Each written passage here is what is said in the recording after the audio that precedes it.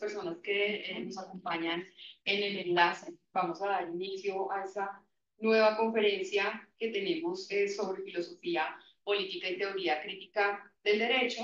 El día de hoy pues, estamos acompañados por el profesor Alejandro Santamaría, quien va a ser nuestro conferencista, y el profesor Bernardo Pinilla, que nos acompaña para moderar y también hacer un comentario a la ponencia del profesor Santamaría.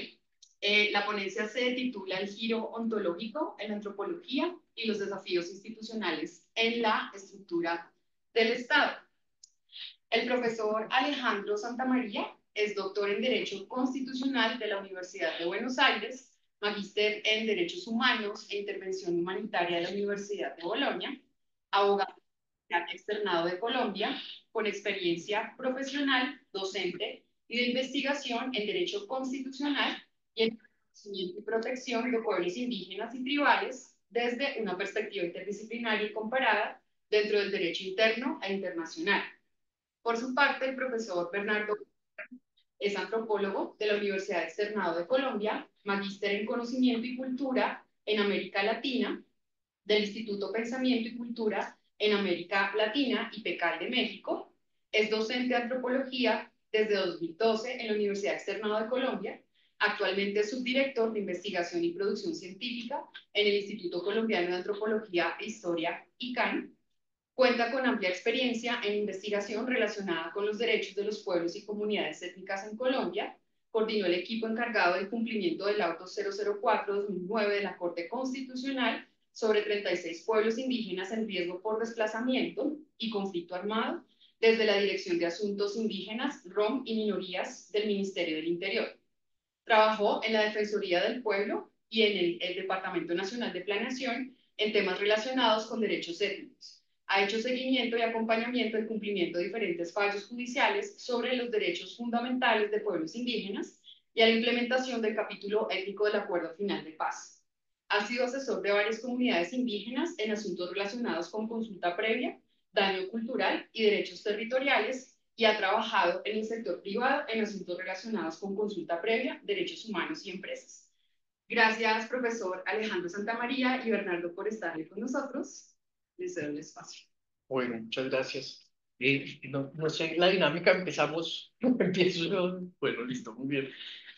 Bueno, primero que todo, muchas gracias a la profesora Natalia por la invitación y por la organización de este conversatorio, a Jorge Restrepo, el director del Centro de Investigación, por permitir estos espacios y bueno, es una alegría compartir con Bernardo, con quien hemos tenido la oportunidad de estar en algunos escenarios, siempre todo muy enriquecedor.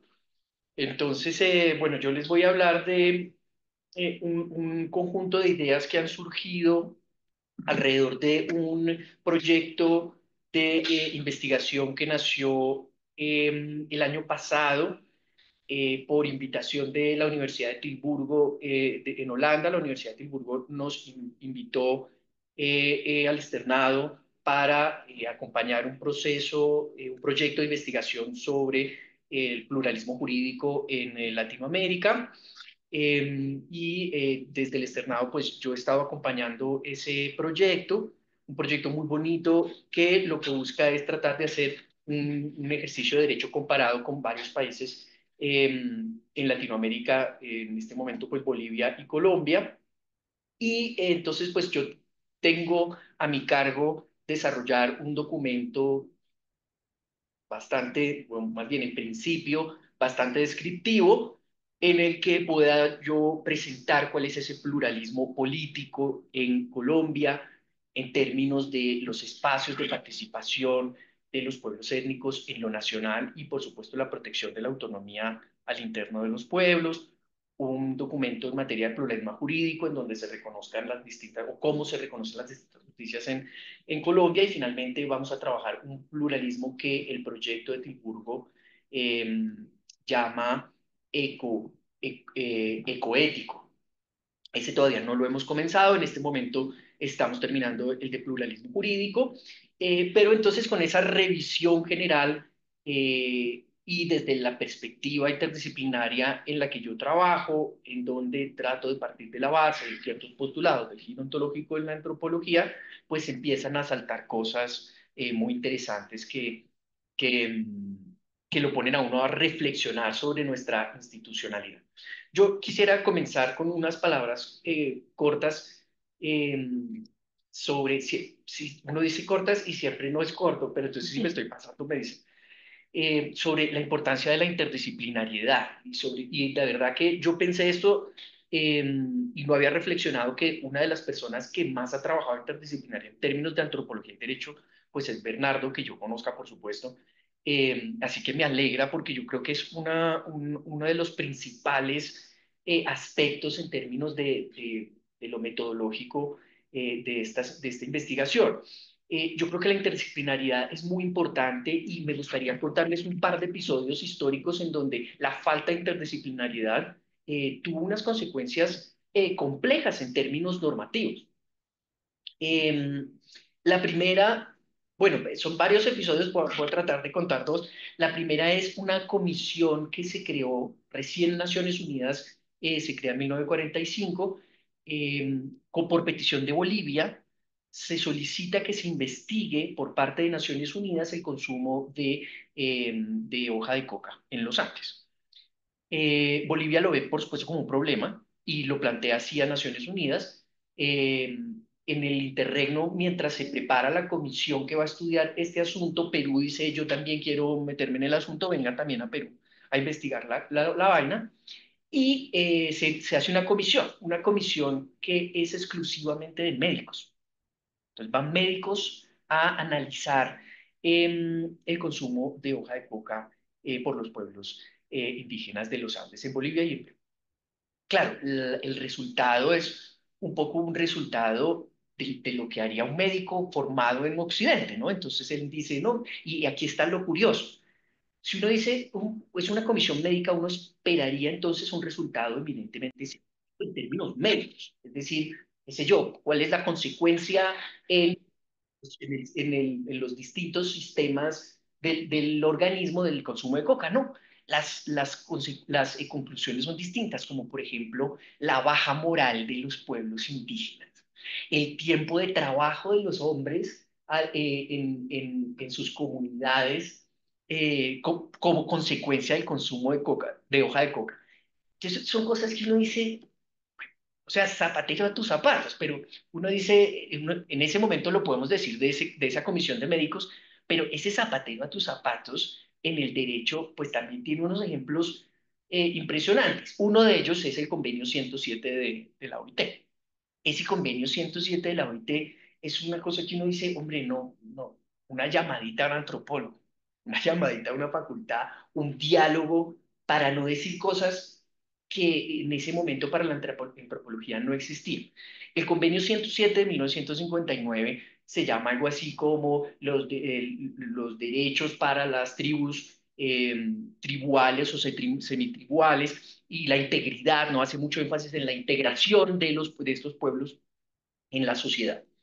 Y hay muchas normas y el espíritu en general del tratado parte de la base de la evolución de los pueblos, del paradigma evolucionista de finales del siglo XIX en la antropología, de que es que los pueblos tribales y semitribales no han tenido la evolución que tiene Occidente, no la han tenido. Entonces, ¿por qué? O sea, ¿cuál es el punto aquí? El punto aquí es que ese es el primer paradigma antropológico que existió en la fundación de esta ciencia social a finales del siglo XIX, en donde, por supuesto, un conjunto de personas sin ningún método científico toma el evolucionismo de la biología, traza una línea diagonal, pone en la cúspide a Occidente y clasifica a todos los grupos humanos dependiendo de cuán parecidos son en términos además de producción de productos con Occidente. Y los divide en salvajismo, barbarie y civilización. Entonces, en 1957 se habla de un paradigma de finales del siglo XIX. Y entre finales del siglo XIX y 1957, eso en la antropología era ya impresentable. O sea, ya tenemos a nosotros 10 años de Malinowski, ya tenemos 10 años de funcionalismo, ya tenemos 50 años de Boas y su producción intelectual con los pueblos indígenas de los Grandes Lagos en el norte del continente. O sea, ya hay un cúmulo teórico que hubiera permitido, con asistencia de antropólogos y una interdisciplinariedad, decir, no, esto no lo podemos poner en una norma. No podemos decir que hay unos pueblos más evolucionados que otros. La interdisciplinariedad es muy importante. Solamente para dejarlo propuesto sin desarrollarlo, porque esto es muy largo también, pero justo con la creación con el proceso de construcción de la Declaración Universal de los Derechos Humanos, vemos también vemos también las mismas, digamos, las mismas interacciones, o más bien la falta de interacción entre el derecho y la antropología, pero aquí sí vemos un esfuerzo de la antropología, aquí sí vemos, por ejemplo, una carta de la Asociación de Antropología Americana a la Comisión de Derechos Humanos que les dice, oiga, mire, lo que ustedes están planteando tiene muchos problemas. Usted no puede pretender que un conjunto de valores que nacen y se desarrolla en una cultura específica, que es la occidental, sea aplicable a todas las demás culturas. Y a mí de las cosas que más me parece interesante es el llamado de la antropología es, oiga, mire, piense, si usted está tratando de reivindicar al ser humano, usted tiene que entender que el ser humano solo es lo que es en términos del espacio en donde se construye. Por eso usted no puede separar lo cultural de lo humano.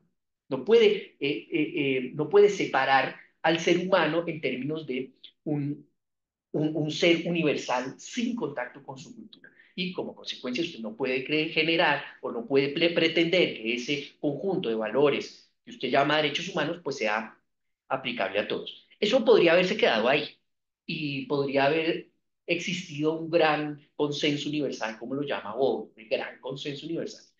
Y no habría pasado nada si no hubieran existido eh, unas delegaciones de los países árabes muy insistentes en exactamente eso mismo. O sea, estamos hablando entonces de cuestiones internas y externas al espacio de creación de la Declaración Universal de los Derechos Humanos que llaman la atención constantemente de la necesidad de interdisciplinariedad, de la necesidad de sentarse. A ver, ni siquiera llamen a los pueblos indígenas, que sería por supuesto el mejor espacio democrático, sino, hombre, con sus mismas ciencias, Occidente. Si usted tiene unas ciencias que se dedican a unas cosas, pues zapatera tus zapatos. Vamos a hablar entonces en términos interdisciplinarios para la construcción de un conjunto de valores que efectivamente sean universales. Para solamente no voy a entrar a hablar de las expresiones de estos representantes de los pueblos árabes, que son muy interesantes, están en internet para quien las quiera consultar. Pero sí hay una cosa muy interesante que llama la atención, y es el diario de Eleanor Roosevelt, que es la presidenta de la Comisión de Derechos Humanos.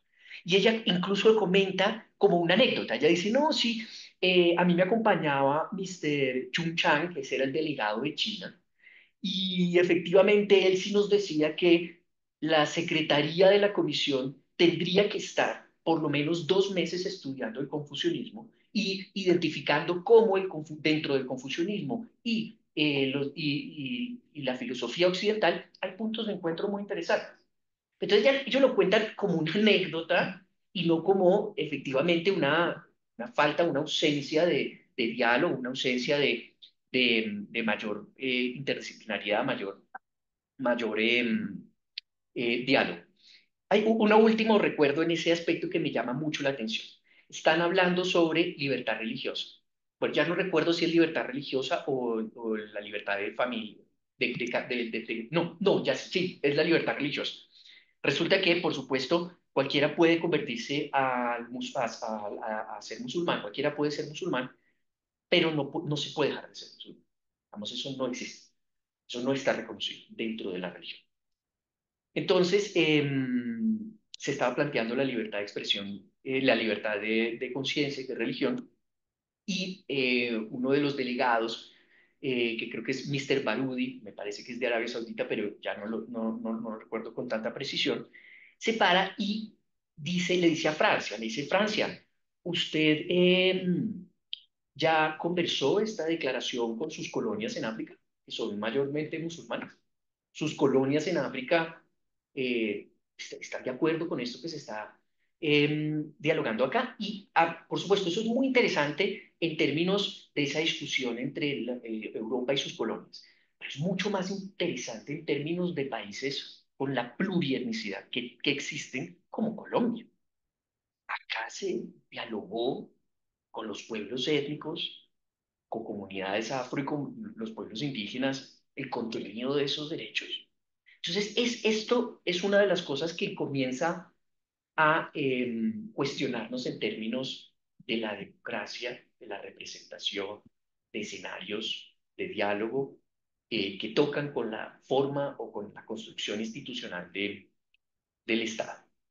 Aquí entonces voy a dar un paso partiendo de la base de que efectivamente necesitamos interdisciplinariedad, pues les cuento un poco mi acercamiento al giro ontológico en la antropología. El giro ontológico en la antropología, pues es una corriente muy interesante en la antropología que comienza en los años 90, probablemente un poco antes, con este antropólogo Argem, ¿no? Que incluso hace sus estudios etnográficos en pueblos del Bauprés en Colombia, en donde comienza a hacerse relevancia en las formas de percepción del entorno, en las que se denominan ontologías relacionales, en la forma en que un colectivo define qué es lo social y qué es lo moral dentro de eso, dentro de ese colectivo. ¿Por qué? Porque es que en esa definición de qué es lo moral y qué es lo social, finalmente se va más allá del ser humano. Y cuando se va más allá del ser humano, estamos hablando de que dentro de lo social y lo moral, dentro del identificar quién es o no término de relación, se incluyen seres no humanos como animales, vegetales, ríos, accidentes geográficos, espíritus, etcétera, etcétera, etcétera. Y esto, por supuesto, es tan diverso como el número de pueblos étnicos. Cada pueblo étnico construye un colectivo de forma distinta, cada pueblo étnico define las relaciones que existen entre esos términos de relación, cada pueblo étnico dota o llena de significados los espacios que habitan. Eh, y a mí estas reflexiones me parecían interesantes en términos del derecho, de esa idea del positivismo de que el derecho finalmente debe responder a las realidades. Si la realidad tiene X o Y cosa, pues eso es lo que va a finalmente empapar al derecho y el derecho va a responder a eso. Entonces, en ese sentido, uno diría, bueno, o la pregunta que yo siempre me hice fue, ¿cómo responde el derecho a esto? ¿De qué forma responde el derecho a esto? ¿De qué forma o más bien podríamos decirlo al contrario, ¿a qué tiene que responder el derecho? ¿A qué tiene que responder el derecho, ¿no? En términos de una sociedad que se reconoce como pluriétnica, una sociedad en donde el derecho justamente es un producto social que llega a satisfacer las necesidades de qué sé yo, Recasens nos diría, es certeza, seguridad, resolución de conflictos, regulación de la violencia, etc. En términos de esa pluralidad. Y bueno, digamos, a través de este giro ontológico muy interesante, pues es un llamado a entender la diversidad, es un llamado no solamente a entender, a comprender la diversidad, porque el derecho tiene que comprender lo que va a regular, sino también a resolverlos, pero también a no imponer, a tener mucho cuidado con el lenguaje, a no generar imposiciones, que es lo que ha pasado siempre, ¿no? El derecho es un producto de Occidente y como consecuencia, a pesar de esas defensas de la neutralidad que ha tenido por parte del positivismo, pues no es neutro, no es neutro, tiene un lenguaje, ¿sí? Tiene un lenguaje y tiene como consecuencia instituciones que responden a ese lenguaje.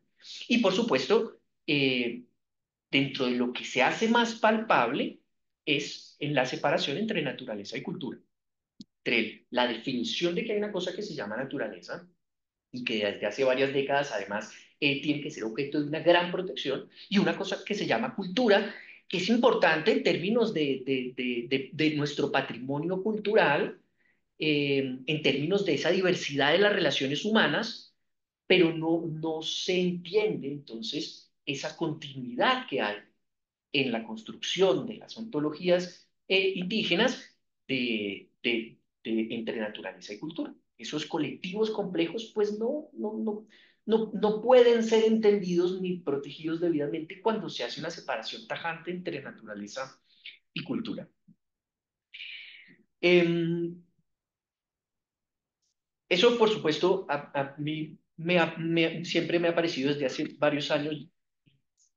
Lo que he hecho es tratar de encontrar, de aterrizar esto en términos del territorio de los pueblos étnicos y de las instituciones jurídicas que se han creado para el reconocimiento del territorio indígena, y las preguntas se habían quedado ahí, o yo por supuesto, había intuido problemas institucionales, pero yo me concentré en una cosa concreta que era en las instituciones jurídicas que se habían creado para la protección del territorio. Pero ahora que nuevamente llego al proyecto de Tilburgo que dirige la profesora María Cavalcanti, y que me pone a reflexionar sobre la institucionalidad en general, pues empiezo a encontrar algunos problemas. Voy de los problemas más amplios a los problemas más pequeños, también aprovechando lo que había mencionado antes. Los espacios de discusión democrática en Colombia. Debo aceptar también que a mí me hace falta una vuelta de tuerca más en términos de teoría democrática. Pero yo, ¿qué es lo que veo? Yo veo que la representación en la democracia, en la teoría democrática, parte de la base de unos intereses comunes, de la capacidad de representar, ¿no? De que un ser humano puede tener la capacidad de representar a otros en la medida en que compartimos esa misma ontología. Dentro de esa antología hay muchos intereses, por supuesto, ¿no? Probablemente quienes trabajan la tierra y ven en la tierra un objeto de producción, que es básicamente la forma de ontología occidental, pueden tener unos intereses distintos a los que tenemos las personas que vivimos en la ciudad, y así hay una multiplicidad de intereses dentro de la misma ontología, dentro de la misma realidad que entendemos y definimos con la separación entre naturaleza y cultura, en donde hay una clara jerarquía entre lo humano y lo que no es humano, ¿no? Siendo lo humano lo más importante. Entonces, eso hace posible la representación. Cuando no hay, cuando no hay esa comunidad en términos ontológicos, es decir, cuando no compartimos esa misma comprensión de colectivo, ¿qué hace nuestra institucionalidad para permitir el diálogo? Para permitir el diálogo. ¿Dónde está el espacio de diálogo entre distintas ontologías? Eso yo creo que es una falla institucional que desde que implica en los 90 se trató de suplir creando espacios de acceso directo, de representación directa de los pueblos étnicos, ¿no? Es decir, en otras palabras, el reconocimiento en Colombia de circunscripciones especiales indígenas en Senado y Cámara tiene un sustento teórico en términos de esos desarrollos, de los derechos de los derechos de las minorías en sociedades multinacionales de Wilkin-Lica, que es muy interesante, pero que finalmente en la práctica de la democracia, práctica de la dinámica política, pues eso queda anulado. O sea, es muy poco lo que pueden hacer dos representantes indígenas de dos pueblos indígenas en términos de 115 distintas ontologías. Solo hablando de lo indígena, ¿no? Eh, pero sin perder de vista que también está lo afrocolombiano. Entonces, ¿cómo hacemos para que o sea, la primera pregunta es, ¿cómo hacemos para que dos representantes de los pueblos indígenas, que son los que llegan al Senado, logren representar 115 ontologías? Y la segunda pregunta es, ¿y cómo hacemos para que esas 115 ontologías sean escuchadas? Porque las dinámicas del ejercicio de la política en el Congreso parte de la base de bancadas, parte de la base de mayorías, parte de la base de mayorías individuales dentro de estas corporaciones o de bancadas, que por supuesto ahogarían cualquier posibilidad.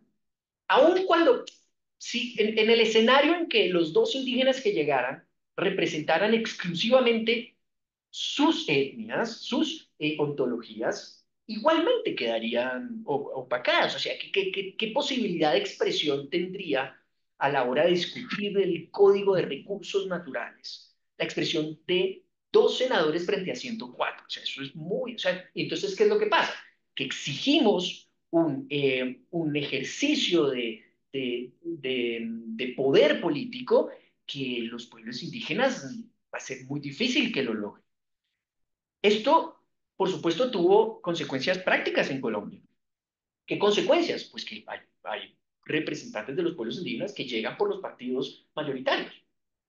Eh, las últimas elecciones pues, son una muestra de ello. Ha habido siempre, desde hace algunas legislaturas, representación por parte de los partidos mayoritarios.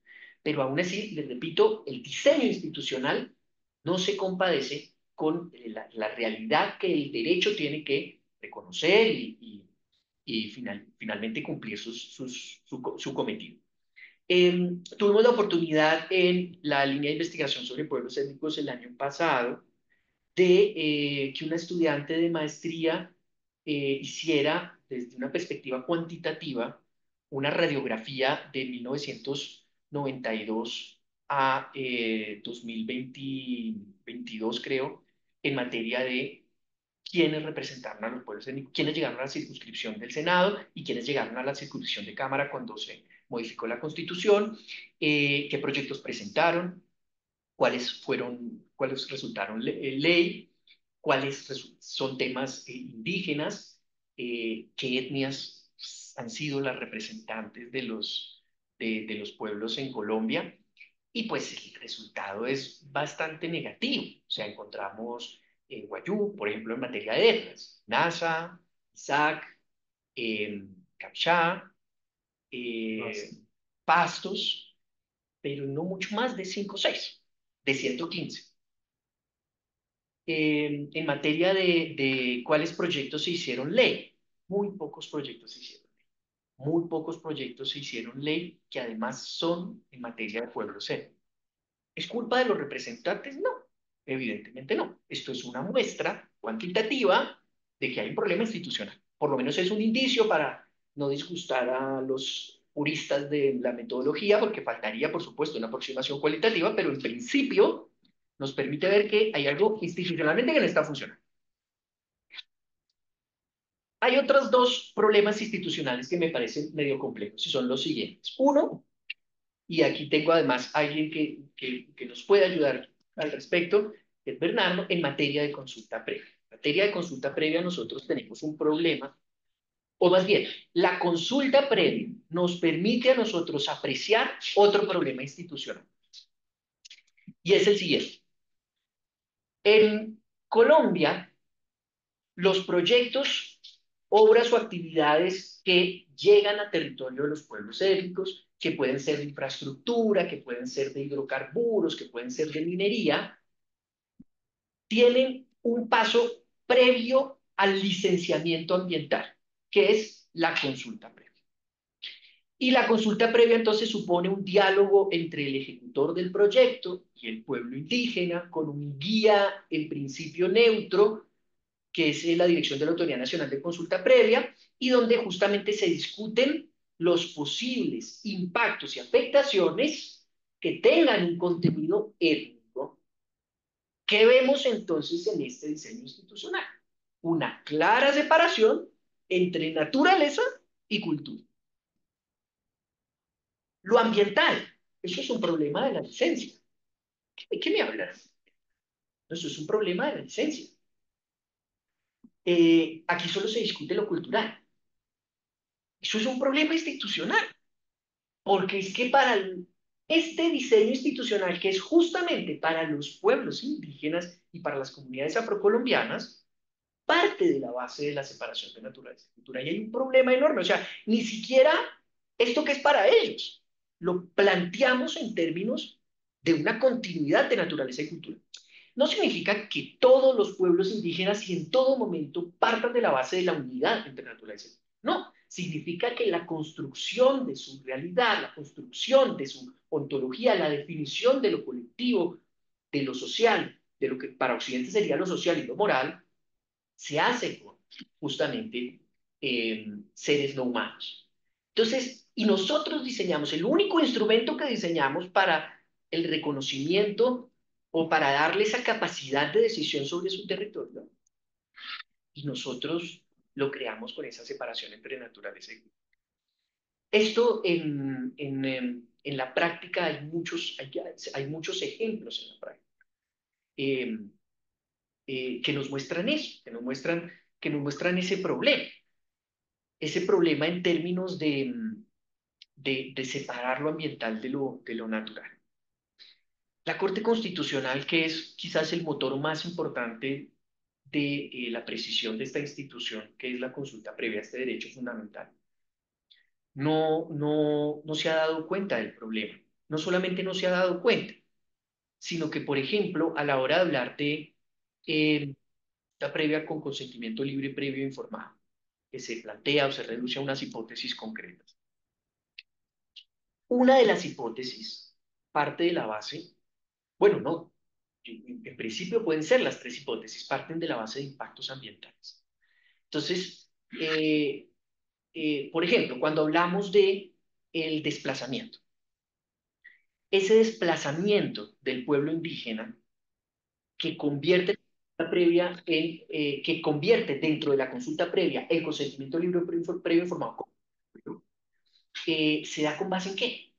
¿Qué pasa si es un impacto ambiental que lo hace obligatorio?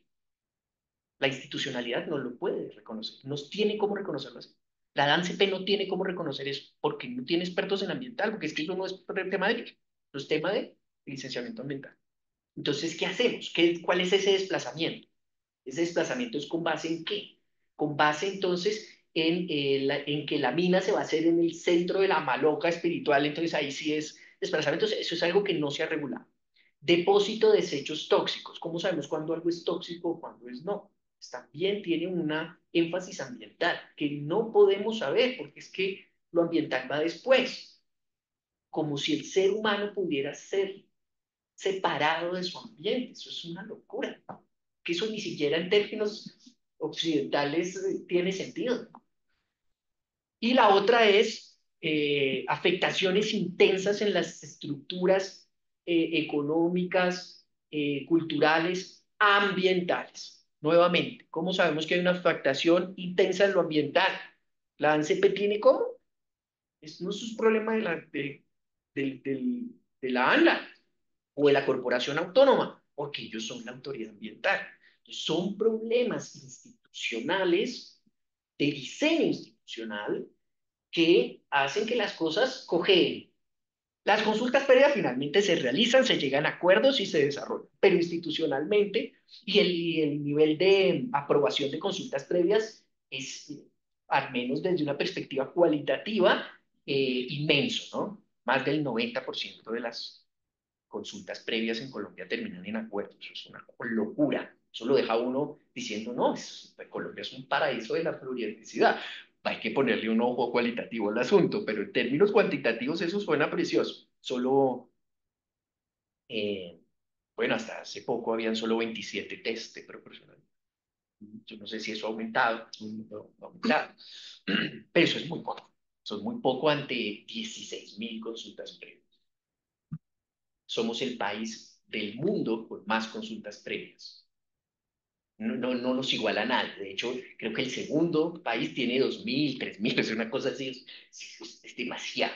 Pero bueno, qué sé yo, es nuestro proceso de materialización del convenio 169.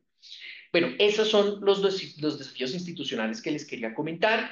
Probablemente haya muchos otros, eh, pero esos son los que he detectado hasta ahora y los que quería comentarles el día de hoy. Bueno, Alejandro, muchas gracias por tu presentación. Gracias también a todos y a todas, a la profe Natalia, por la invitación. Pues efectivamente, reconocer en el trabajo de Alejandro ya muchos años de un esfuerzo por tender puentes entre el derecho y otros campos, digamos, del saber y de la investigación, y especialmente la antropología y las ciencias sociales. Eh, que, que efectivamente cuando digamos, nos enfrentamos a estas discusiones, pues cada vez se hace más necesario romper con los límites, también con las fronteras de esas disciplinas. A quienes hemos estado en estos procesos en la práctica, en una consulta previa o en una discusión sobre la competencia de una jurisdicción indígena, ¿cierto? Pues cada vez nos vemos más como, bueno, ¿en dónde estamos?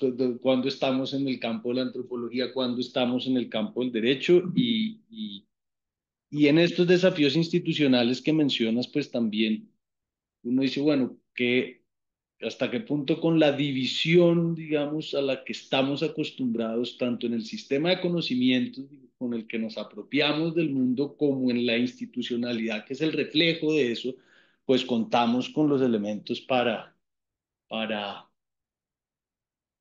atender esta realidad que es pluriétnica, que es multicultural y demás? Yo le tenía una pregunta en ese sentido a Alejandro, que tiene que ver con esto último bueno, que mencionó, tanto con la participación y la representación en este contexto digamos, de este debate sobre la teoría democrática, y como con la consulta previa. Usted menciona ahorita, bueno, el 90% de las consultas previas se hacen, se llegan a acuerdos. ¿Eso quiere decir que ese es un escenario donde es posible el diálogo entre diferentes ontologías o no lo es?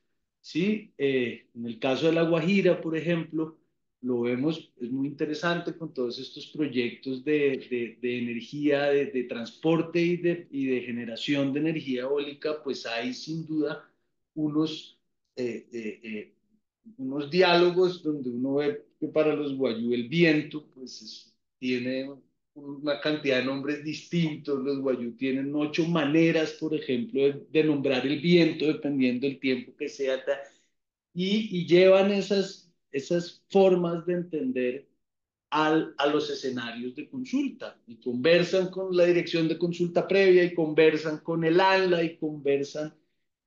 Y la pregunta es, bueno, y se logra, ese 90% es el reflejo de que hay efectivamente un diálogo, y se logran puntos en común, o no necesariamente. ¿Y qué pasa ahí entonces? Bueno, yo creo que sí, o sea, esa pregunta es muy buena porque me permite a mí ir un poco más profundo sobre estos problemas institucionales. Porque yo mencionaba un poco como la punta del iceberg, porque eso que dice Bernardo es muy importante. Yo creo que hay que diferenciar entre, o al menos eso lo que yo traté de hacer en este proyecto de la Universidad de Tilburgo, de diferenciar entre espacios de participación en lo territorial y espacios de participación en lo nacional. Esa diferenciación es muy importante en la medida en que lo territorial permite, el diseño institucional de espacios de discusión en lo territorial permite el respeto de la autonomía.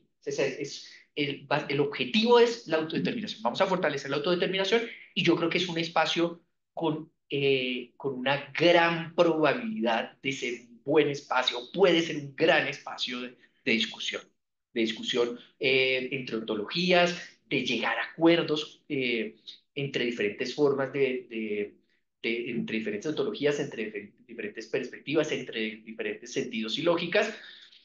Yo creo que la consulta previa puede tener ese espacio. No digo que toda esa cantidad de acuerdos lo tenga, porque, le repito, pues hay que verlo desde una perspectiva cualitativa de esos acuerdos. Pero ¿qué pasa en lo nacional? En lo nacional se deciden las normas que diseñan el Estado, y se definen las políticas. Y cuando no hay espacios de diálogo en lo nacional, empieza a haber eh, conflictos entre lo territorial y lo nacional. Fíjense lo que está pasando ahora con el reconocimiento de los pueblos indígenas como autoridades ambientales.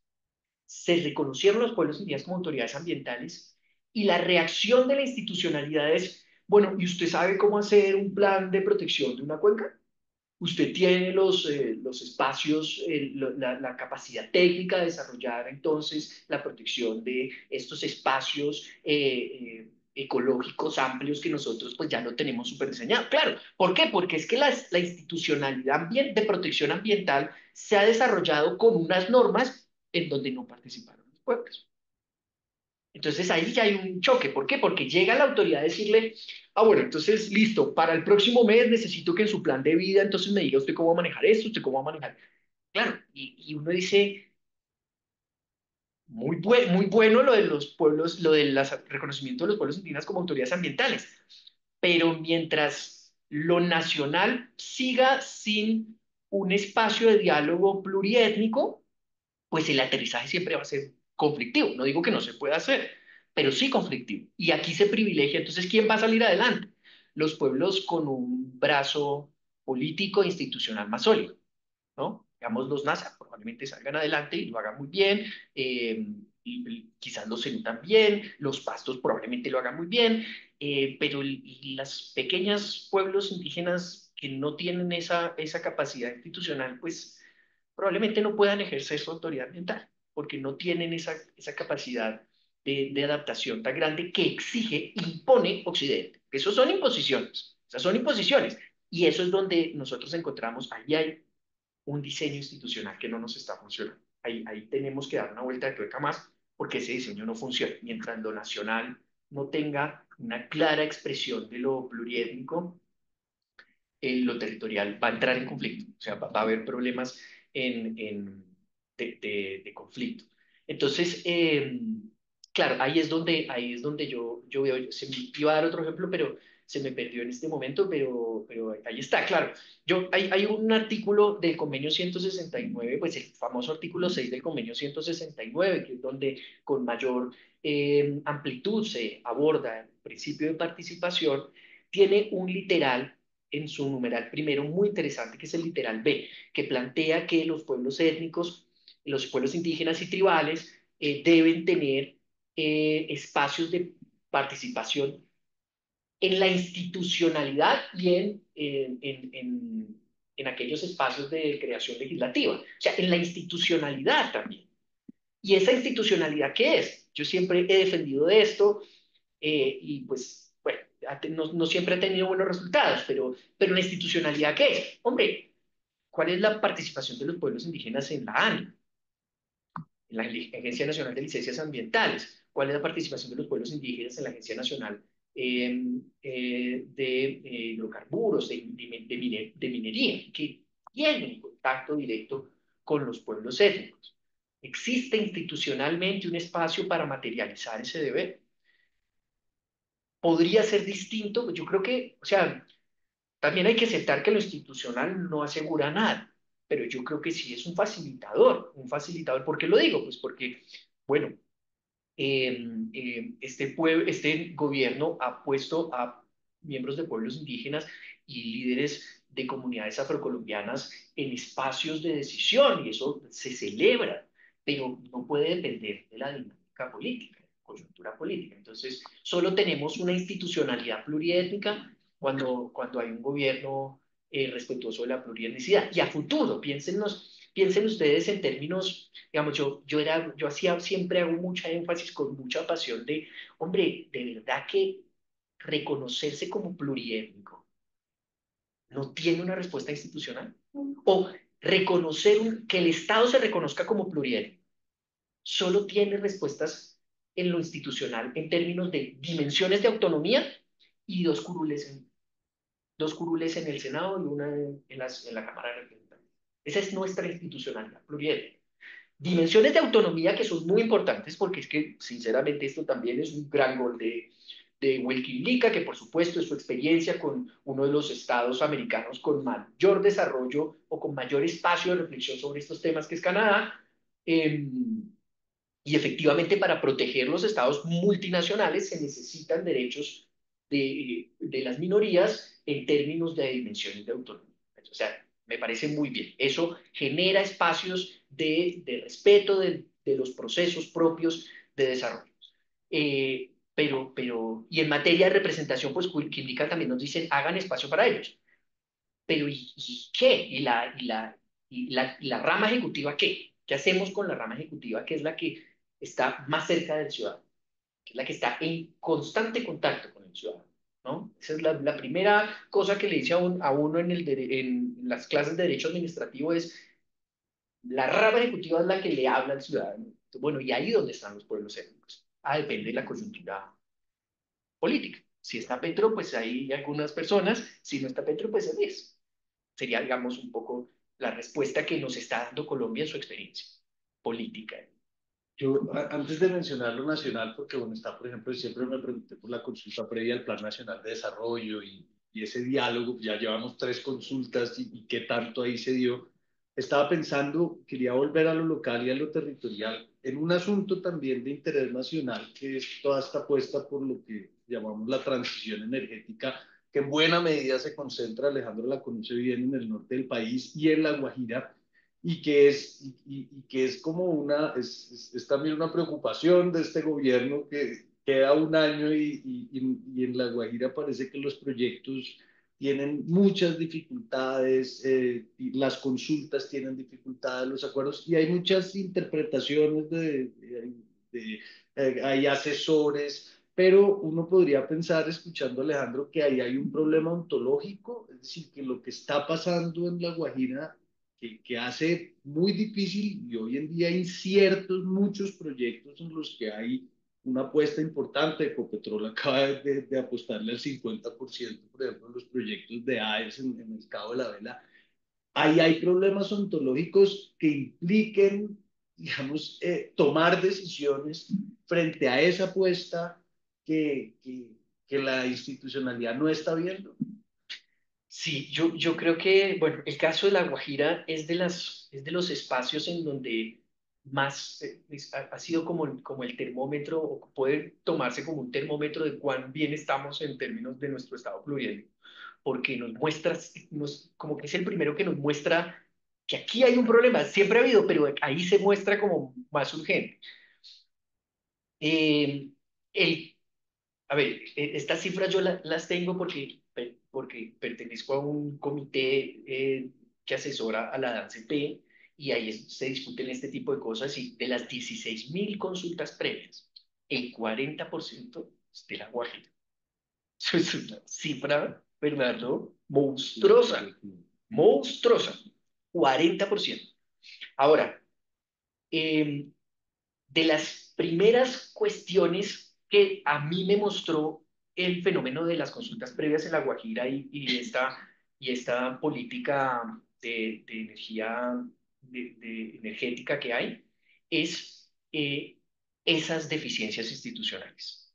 Se construyó la política de aerogeneradores, de proyectos de energía eólica sin los pueblos, sabiendo que era para La Guajira. O sea, era un proyecto que claramente era para La Guajira. Y se construyó, se diseñó por parte de los ministerios sin participación de los. Ese fue el primer gran error. A ver, si usted va a hacer una política nacional, entonces yo entiendo que no necesariamente pueda tener los pueblos, pues le repito aquí, tenemos un déficit de diálogo. Pero si justamente va a ser en La Guajira, en donde ¿cuál es el porcentaje? El 80, probablemente el 90% son guayú. Usted lo va a hacer sin consultarle al pueblo étnico. Entonces, el primer error, usted diseñó la política, usted diseñó las concesiones sin decirle al pueblo. Segundo error, se hizo la política y no vamos a consultar los proyectos con las autoridades guayú. No, que cada aerogenerador se consulte con aquellos que están cerca.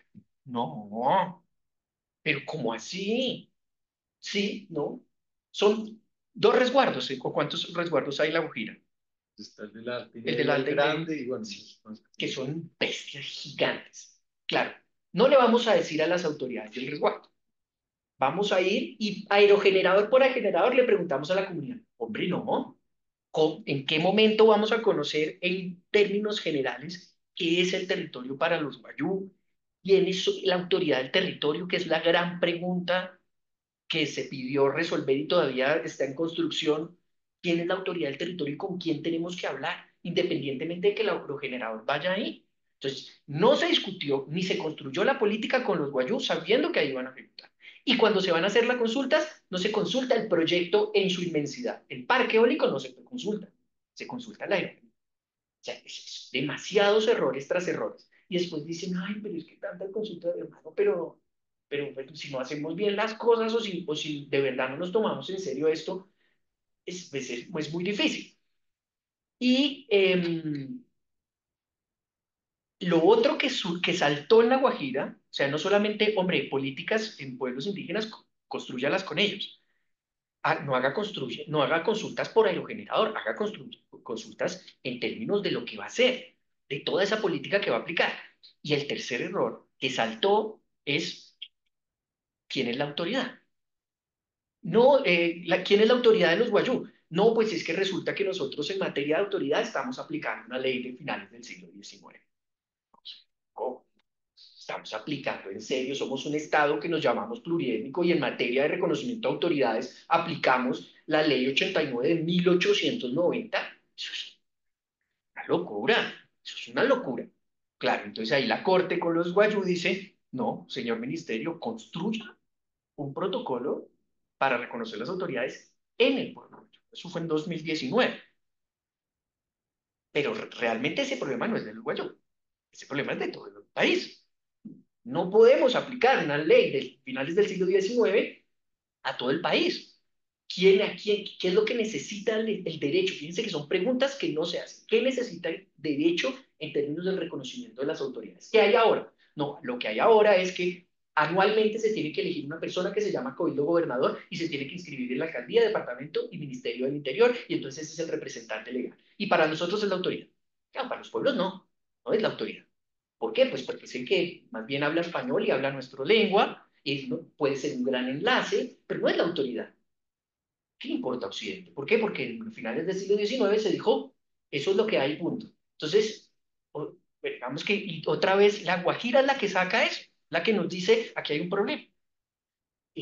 Los primeros conflictos interclaniles intraculturales, antes de los arhuacos, pues, y antes de la sentencia de la Corte Constitucional sobre el conflicto arhuaco, ya teníamos conflicto con La Guajira y justamente algo en el que el Estado colombiano tiene que hacer un mea culpa.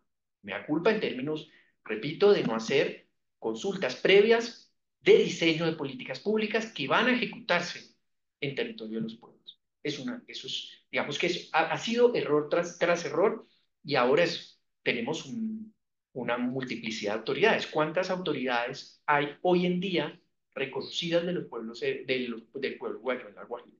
3.000, 4.000.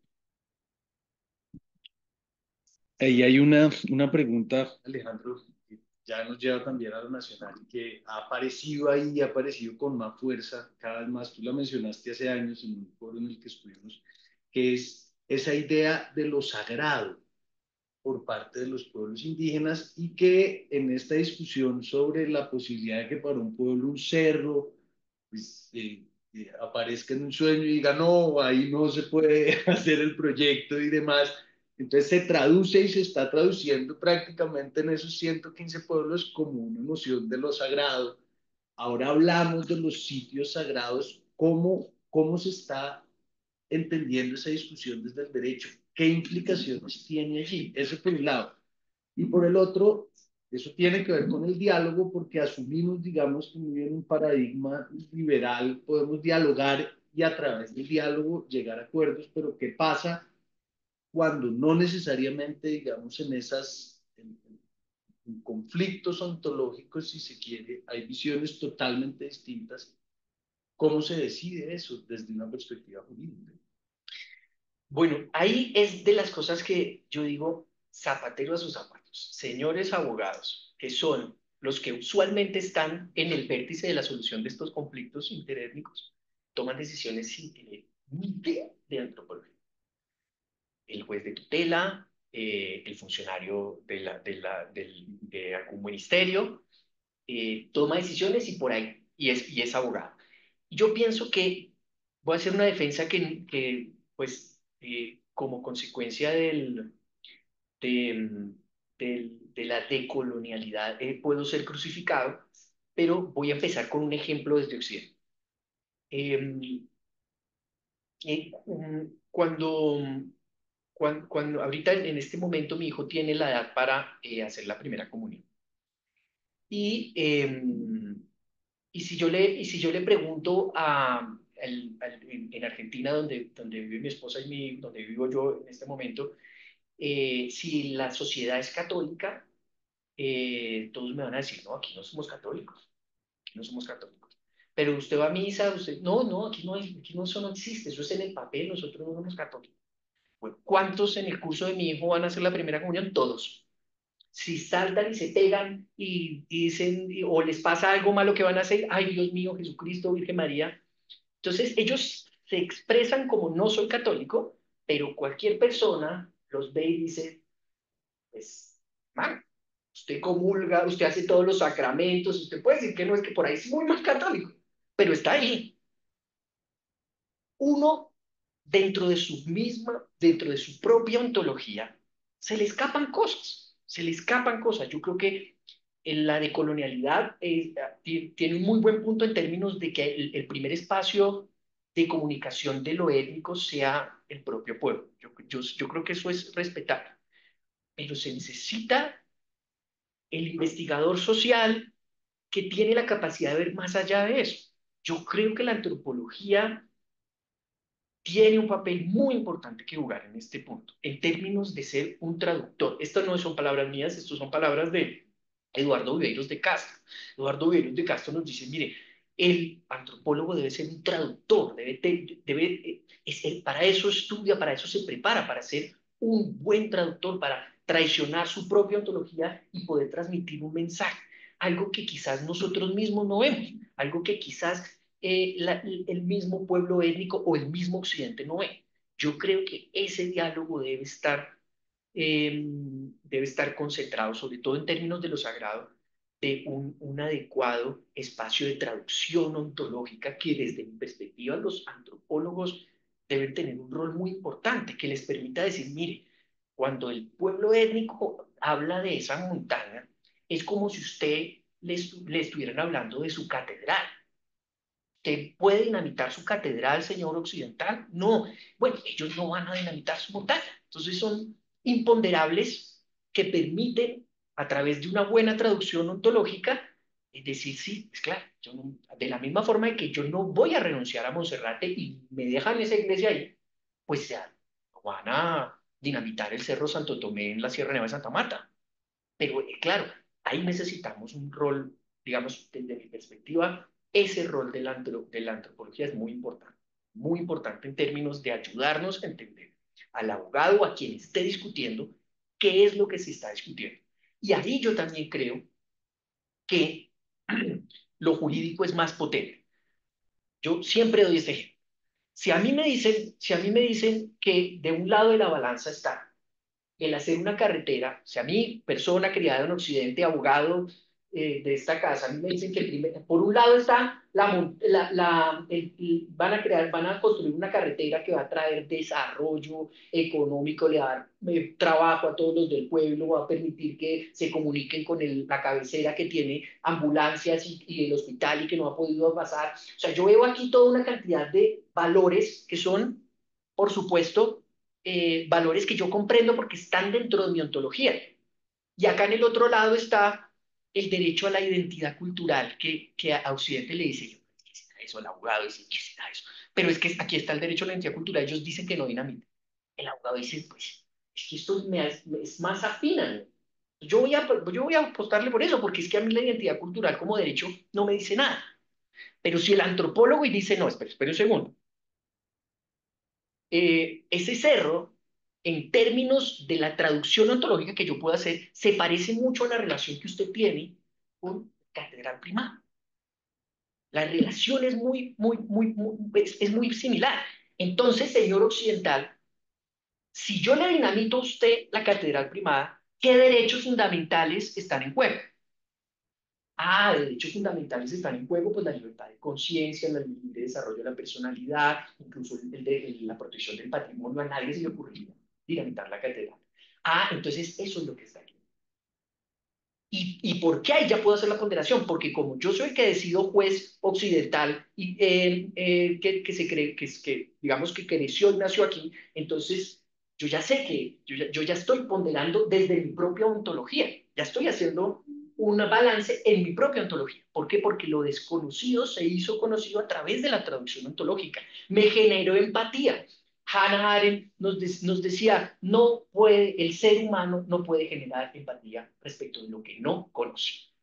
Yo no puedo generar empatía de lo que no conozco. Entonces al ejecutor del proyecto se le tiene que decir, yo sé que para usted es solo una montaña, pero eh, una consulta de hace unos años en donde Invías hizo una carretera, dividió una parcialidad indígena en dos y la gravilla la sacó del río.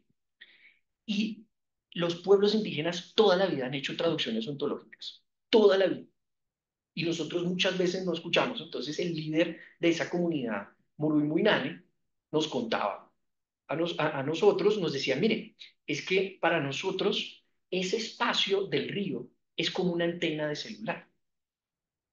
Para que usted hable con su celular, usted necesita varias antenas que lo conecten y pueda hablar por el celular. Bueno, para nosotros, los Murinani, ese espacio de conexión energética está aquí. Ese líder indígena acabó de hacer una traducción ontológica para que un occidental entendiera que eso es importante. Entonces, ese trabajo es muy importante. Si no lo hace el líder indígena, el antropólogo tiene un rol muy importante allí, de decirle a Occidente, de hacer traductor, de decirnos de hacer visible lo que no es invisible, generar empatía de lo que no podemos generar empatía porque son diferentes ontologías. Entonces, yo creo que el problema de lo sagrado, no el problema, sino el aspecto de lo sagrado en las consultas previas es más fácil entenderlo así. Por supuesto, entendemos que en lo de lo sagrado también hay personas mentirosas que se inventan cosas para sacar plata, pero estamos partiendo de la base de que eso es una excepción y no es lo que, o sea, la institucionalidad no siempre se diseña en términos de que la van a vulnerar, pues claro que la van a vulnerar, pero la institucionalidad de todas formas tiene que reconocer lo sagrado, ¿no? La falacia naturalista, no podemos plantear, estamos planteando lo que debe ser, no estamos planteando lo que es. Entonces, de lo que es, que puede ser una posible violación de la norma, no podemos sacar conclusiones sobre lo que debe ser. Digamos que eso es un poco, me estoy contestando poniéndome abogado del diablo, el que dice, es que eso se inventa, que hay sitios sagrados en todos lados. Puede o no ser, pero no, el diseño de la institucionalidad no la podemos hacer a través de las excepciones, ¿no? Lo mismo pasa en el pluralismo jurídico, en los conflictos jurisdiccionales pasa todo. Escuchándote, pienso en dos sentidos. Uno, en una academia, que de todas maneras es una academia que tiene un diseño decimonónico todavía, ¿cierto? Separado, campos del saber, disciplinas separadas, derechos, por ejemplo, acá tenemos ciencias sociales, pero no tenemos ciencias ambientales, ¿cierto? Entonces, eso plantea de todas maneras un desafío en el sentido de, bueno, ¿qué tipo de academia requerimos, qué tipo de derechos requerimos o qué tipo de nuevos programas requerimos para podernos pensar hoy y de una forma más compleja, acercarnos de una forma más compleja a este tipo de problemáticas, porque uno lo ve en la práctica, quienes hemos estado en la práctica, pues ve a los abogados limitados, ve a los antropólogos limitados, ve en general a cada uno mirando el problema desde su pedacito, ¿cierto? Pero también una institucionalidad que es el reflejo de eso, pues uno que se encarga de los temas ambientales, entonces cuando usted le dice, bueno, pero los temas culturales, no, eso es competencia de la otra. Entonces, ahí la pregunta es, necesitamos una nueva institucionalidad, tanto en lo académico como en lo público, ¿y qué debería tener esa institucionalidad? Sí, eso, O qué ideas se te, claro, es una sí, pregunta, sí, porque nosotros nos sentamos y sí. decimos, mire, hay un vacío enorme porque a la larga en todos estos procesos de consulta previa, pues realmente no estamos haciendo una evaluación concienzuda y suficiente, incluso en términos científicos, si se quiere, de los impactos de estos proyectos. Entonces, ¿cómo la haríamos? ¿Qué es lo que hace falta? Sí, yo creo que, bueno, una de las reflexiones que alguna vez he hecho es que finalmente esto no se resuelve con una cátedra pueblos indígenas o comunidades afrocolombianas. Yo creo que esto supone transversalidad, esto supone que el profesor de civil personas se piense el civil personas en un estado plural. El profesor de constitucional entienda que una de las partes de su cátedra tiene que ser en términos de estas relaciones, de penal también y laboral, etcétera. Digamos que la transversalidad es, desde mi perspectiva, por lo menos el punto de inicio de nosotros tratar de apoyar procesos de, de brindar un conocimiento a nuevos abogados, de titular abogados que sean o tengan las habilidades, las herramientas adecuadas para un Estado pluriel, para que cuando se enfrenten tengan la posibilidad. O al menos, mire, yo sinceramente a veces también me diría, mire, con que sean humildes y digan, de eso yo no sé. De eso yo no sé, o por lo menos que digan, mire, efectivamente llamemos a un antropólogo y que no digan cosas como en algunas sentencias de la Corte Constitucional. No, ese señor está culturizado. Pero usted no es abogado, sí, sí, sí, pero es que mire cómo se viste, está culturizado. Entonces la culturización es una cosa que se ve en el conflicto. ¿Qué es eso de la cultura? Sí, sí, entonces, ¿y eso casi cuánto tiempo duró vigente como parte de la forma de resolver conflictos en la jurisdiccional? No, es que dependiendo de cuánto es similar a Occidente, le aplicamos o no la jurisdicción. Nuevamente el siglo XIX aplicado ahora. ¿Por qué? Porque el abogado no dice, mire, entonces, llamemos un perito, paguémosle a ese perito porque su trabajo vale, digámosle al ICANN y preparemos institucionalmente al ICANN para que nos apoyen, porque evidentemente tenemos una institucionalidad que debe responder a eso. Y si la institucionalidad debe responder a eso, necesitamos al menos la humildad. O sea, yo en serio pienso que una de las grandes cualidades que los abogados necesitan es humildad. Humildad en el sentido de decir, yo eso no sé, y vamos a llamar al que sabe. Y con base en eso, pues evidentemente tomamos decisiones. Muy bien, creo que ya vamos cerrando. Para abrir preguntas al público. Entonces, sí, gracias Alejandro.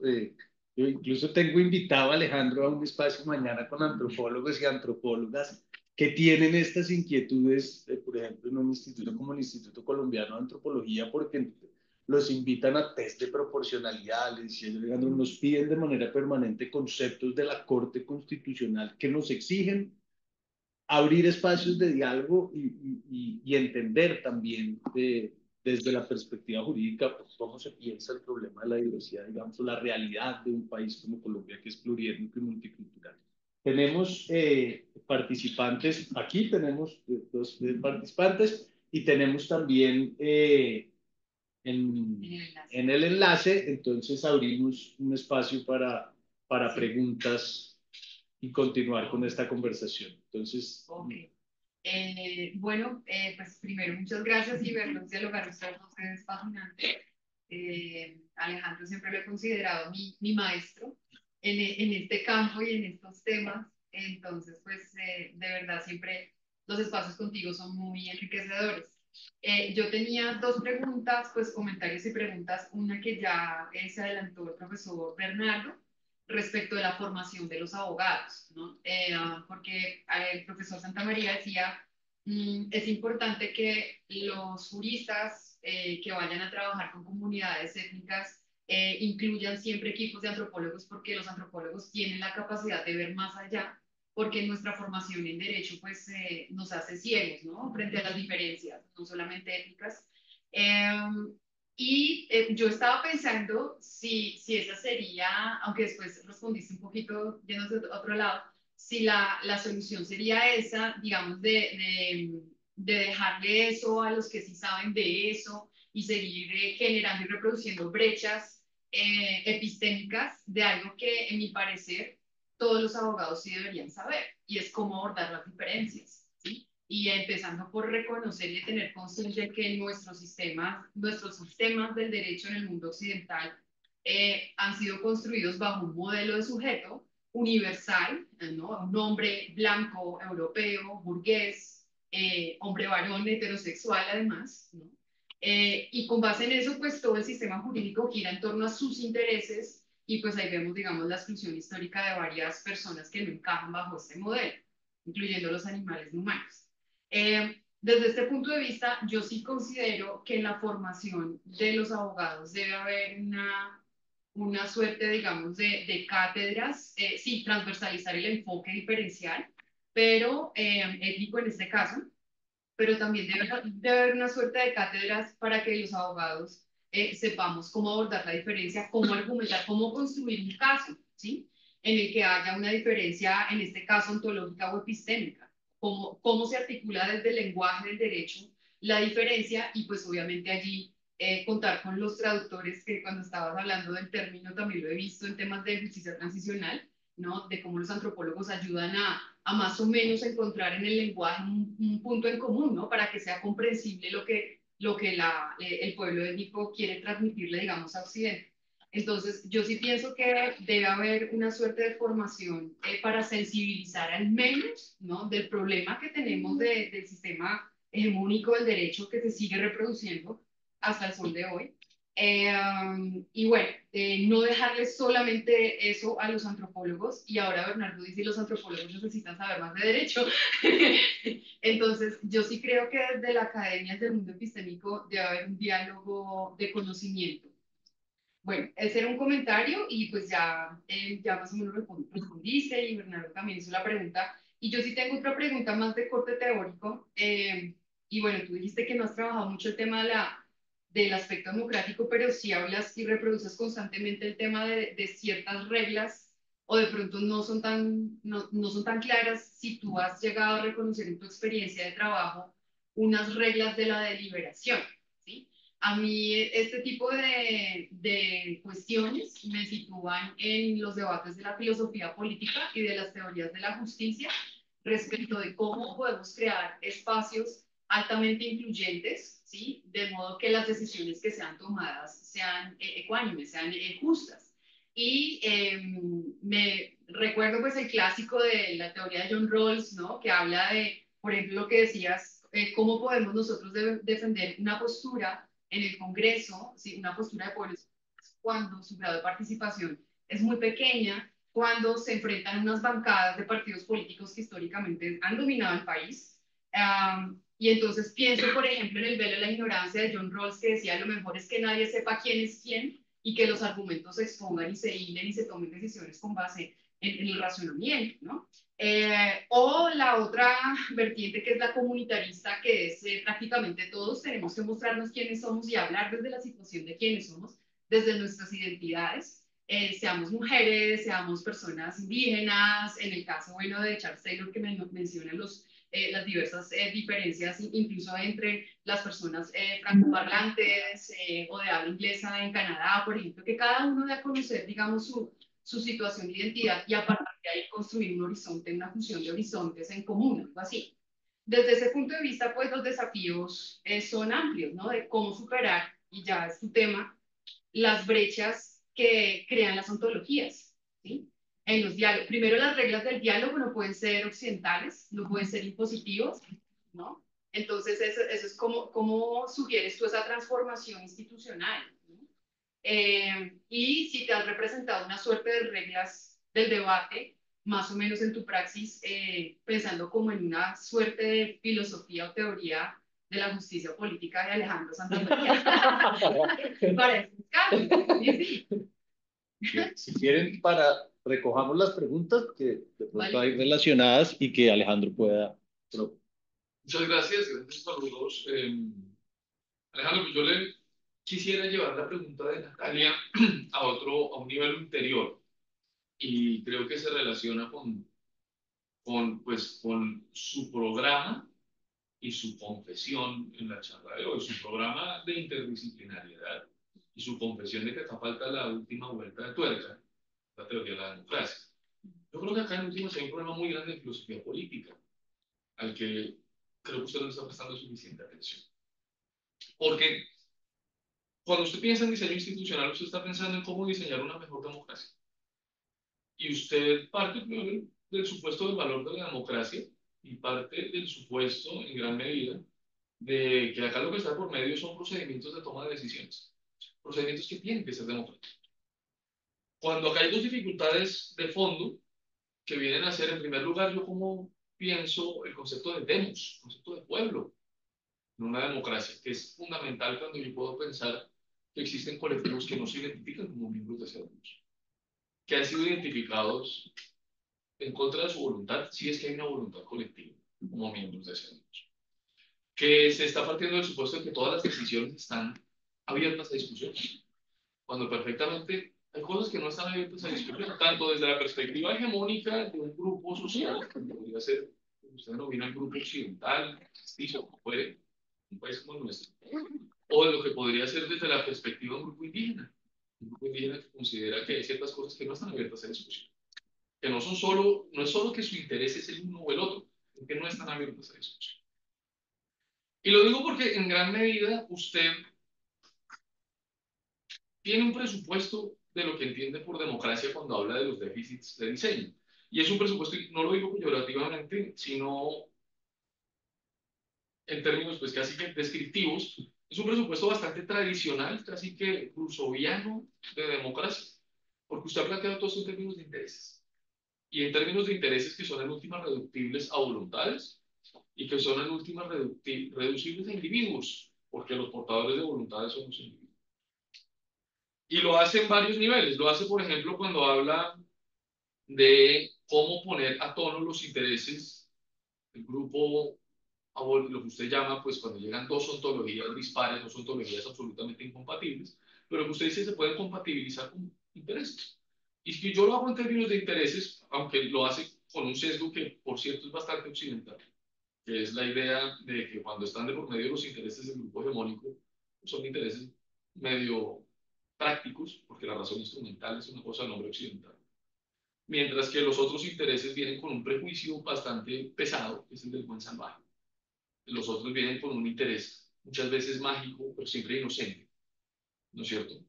Cuando eso no es así, y no tiene por qué ser así necesariamente, pero que viene reducido en términos de intereses. ¿Cómo hacemos para compatibilizar esos intereses en particular?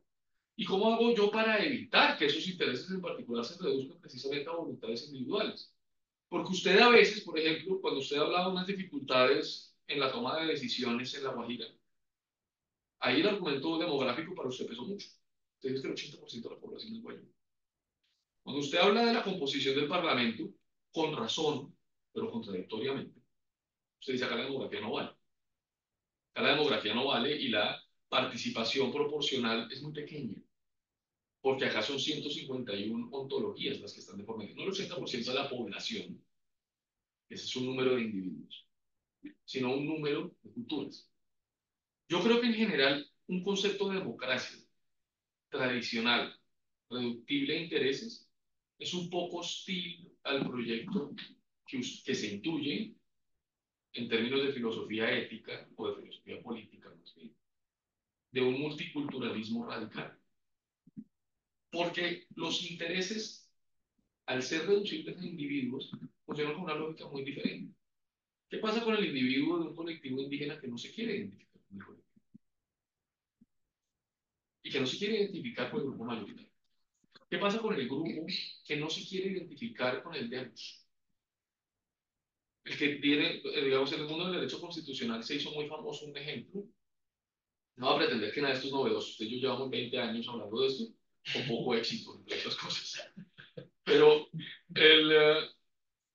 el caso de una exploración petrolera que iba a demandar occidental de Colombia en un territorio del grupo UBA. La recepción inmediata del grupo UBA de la sentencia de la Corte Constitucional que exige, no sé los detalles en materia de derecho constitucional, qué fue lo que se acordó sobre la necesidad de consulta previa, no, esos detalles los desconozco. Lo que sé es cuál fue la respuesta de muchos representantes, y nuevamente entre comillas representantes, porque el concepto de representación, cómo llega un grupo de personas a decir que representan a todos, algo complicado, puede decir, es que nosotros no queremos la consulta previa, es que nosotros no tenemos nada que ver con ustedes. nosotros no tenemos nada que ver con ustedes, es un desafío a cualquier teoría de la democracia gigantesca. Porque el problema no es cómo hacemos para oírlos, sino y a cuenta de qué tenemos que oírlos y qué es oír y cómo vamos a tomar decisiones.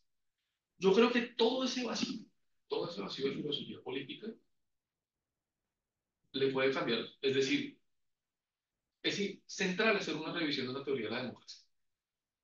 Porque lo que está de por medio es lo que estaba planteando Natalia. Dice, pues nosotros, cuando pensamos en la organización democrática, vamos a hacer un arreglo justo dentro de una sociedad. Podemos ver el velo de ignorancia. ¿Sí? La idea de que lo que hay que mirar, por ejemplo, tiene que ser algo absolutamente extraidentitario, que es el valor del argumento, se tiene que poner adelante y tengo que mirar formas de maximización. Eso es completamente hostil a un proyecto que sea de multiculturalismo radical. Pero el multiculturalismo radical, si usted lo lleva a la instancia de la filosofía política, es muy difícil también. Porque un deber, un mandato de una especie de tolerancia basado en escepticismo, eso es muy difícil. Entonces, yo creo que usted tiene que hacer un replanteamiento de cómo, es decir, sin negar la interdisciplinariedad que usted, a la que usted le pone mucho énfasis, dice que hay que hablar con nosotros. Es cierto, pero hay que tomar una decisión en filosofía política primero. Y yo creo que hay un vacío grande en todo el proyecto. No sería más. Bien. No sé si hay preguntas en quienes nos acompañan en el enlace. Sí. ¿Alguien me escucha? Sí, adelante, por favor. Pues más que una pregunta, es un comentario.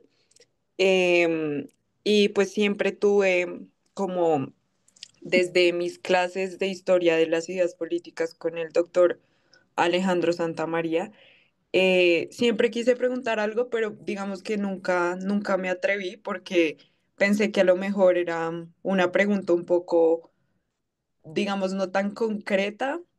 Pero creo que, digamos, la charla en parte siento que me la responde y siempre como que me rondó en la cabeza la pregunta de si todo el derecho, tal como lo concebimos en Occidente, es más bien como un sesgo o una imposición de nuestra sociedad y nuestra tradición occidental, que de cierta manera anula la diferencia o otras formas, digamos, otros tipos de sociedades que no son, digamos, exactamente iguales a las de nosotros. Por ejemplo, digamos, yo creo que los pueblos étnicos, digamos, son el ejemplo, digamos, que más claro, pero siempre, digamos que sí me surgió esa duda porque absolutamente, digamos, no todo, pero la mayoría de construcciones que hay en el derecho, por lo menos en nuestro ordenamiento jurídico, sí parecen girar en torno a cierto tipo de sujeto y siempre me quedó la duda o más bien me generó inquietud el hecho de considerar que para nosotros la mayoría de personas son así, pero que realmente, digamos que hay otras formas de vida o de experiencia y de relacionamiento con, digamos, las personas, las cosas, que también me lleva un poco, digamos, al contexto de, por ejemplo, los delitos ambientales que de hecho, es una, digamos, una creación muy reciente porque pues el Código Penal en sus inicios era muy antropocentrista y como esa apertura a nuevas formas de saber, a otras ontologías, como lo decía el doctor, pues digamos que me parece muy interesante. Y nada, agradecerles por el espacio porque realmente, pues puede que no sea una pregunta tan sofisticada como la que hacen, pues digamos ustedes, pero siento que para los estudiantes pues de pregrado, incluso de posgrado, pues son espacios realmente enriquecedores. Entonces, muchísimas gracias. Muchísimas gracias. Para darle la palabra al profesor Diego, antes me acordaste de una reciente solicitud que llegó al Instituto Colombiano de Antropología por parte de la Unidad de Delitos Ambientales de la Fiscalía, una denuncia por daños a sitios sagrados.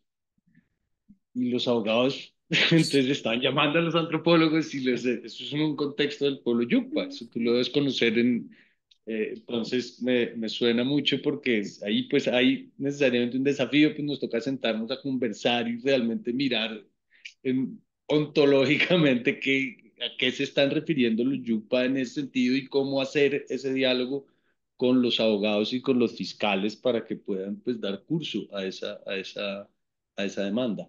¿No? Entonces, bueno, creo que el profesor Diego y para darle la palabra a Alejandro que no se le escapen las preguntas. Hola, ¿me escuchan? Sí, fuerte y claro. Bueno, Alejandro, qué gusto tenerte, escucharte y qué bien que estés en este espacio. Esperemos que se muestren más las caras de la multidisciplinariedad en el derecho y bueno, tú eres una voz en eso. Ahora, poniéndome así, fue un chileno a consultarnos a mí, a Jorge, su tesis de doctorado.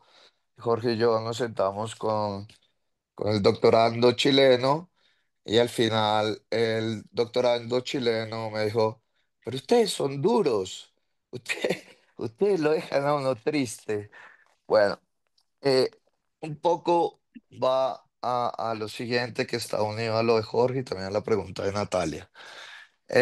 Hay una rara contradicción o falta de claridad en lo que hablas de que la necesidad de hacer estudios interdisciplinarios, pero al mismo tiempo hablas zapatero a su zapato.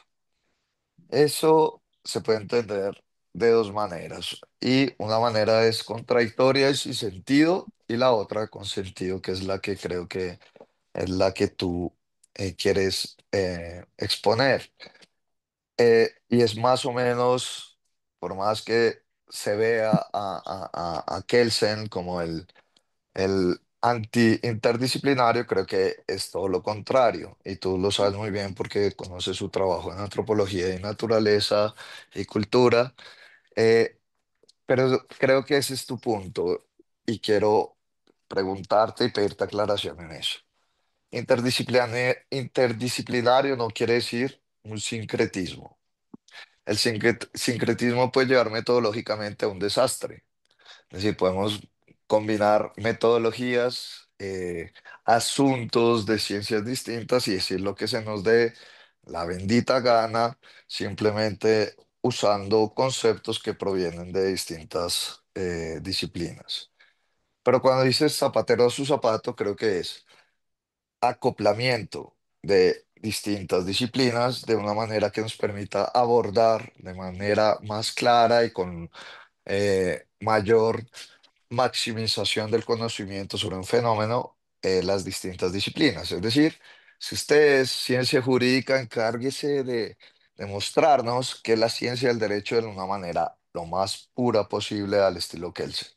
Pero eso no quiere decir, y también Alf Ross, realista, sociológico, muy cercano también a la antropología y con escritos bastante relevantes sobre el razonamiento práctico y el estatuto lógico antropológico de los seres humanos, pero también estamos abiertos. En términos lumanianos, funcionalmente cerrados, pero estructuralmente abiertos a acoplamiento con otras disciplinas.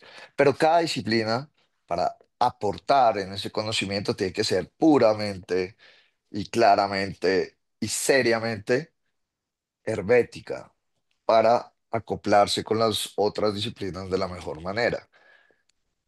El, Tú vienes de la Escuela de Buenos Aires y yo con la Escuela de Buenos Aires en Derecho, también en Filosofía, pues desde que desapareció la filosofía de Bullyingina, analítica y esta, veo que se inventan los conceptos. Este giro antropológico, ontológico, por ejemplo, ¿qué quiere decir eso? Es la antropología, donde yo entiendo, se encarga de entender la naturaleza humana en función de una sociedad, en función de la cultura y comprender esa naturaleza humana.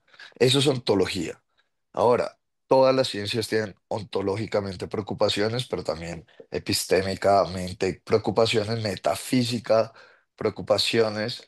Entonces, este giro ontológico me parece que no ayuda no ayuda a tomarse en serio la antropología como una ciencia disciplinarmente enfocada que pueda aportar acopladamente con otras ciencias el mejor conocimiento de las culturas.